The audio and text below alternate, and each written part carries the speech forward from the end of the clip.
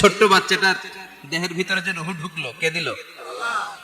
120 দিনের আগে মানব শিশুর দেহের ভিতরে কিন্তু রুহের ফুৎকার হয় না। সহিহ বুখারীর বর্ণনা। 40 40 40 340 কত কথা বলেন? প্রথম 40 থেকে নুতফা, তারপরের 40 হয় আলাকা, তারপরের 40 হয় মুদগা, sperm drop, blood clot and then the little flesh. ছোট্ট নাপাক পানি ছিলাম, শুক্রাণু ছিলাম আমরা। কি ছিলাম? শুক্রও ছিলাম না, শুক্রাণু, শুক্রের অণু। এক ফোঁটা শুক্রের মধ্যে 20 কোটি অণু থাকে। ওই 20 কোটির একটা ছিলাম আমি আর আপনি। সুবহানাল্লাহ। বাড়িতে গিয়ে বলেন। ডিম্ব আমরা ছিলাম না, আমরা ছিলাম ডিম্বাণু। ডিম্বের এই ডিম্বাণু আর শুক্রাণু দুইটা মিলে আল্লাহ আমাদেরকে বানায় ফেললেন জাইগট।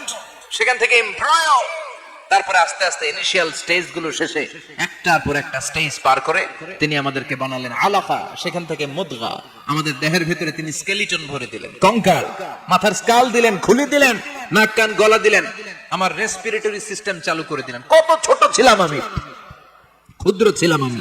ফালইয়ানজুরিল ইনসানু মিম্মা খুলিকা, খুলিকা মিম্মাইন দাফিক। মানুষের উচিত তার সৃষ্টি প্রক্রিয়ার দিকে নজর করে তাকানো। বাবার পেট থেকে সবেগে নির্গত হওয়া পানি দিয়ে মায়ের পেটে তোমারে ঢুকায় দিল কে? নাপাক পানি থেকে ছোট্ট ব্যাঙ্গাচির মতো ছিলাম, জোকের মতো মায়ের জরায়ুর দেয়ালে লেগেছিলাম।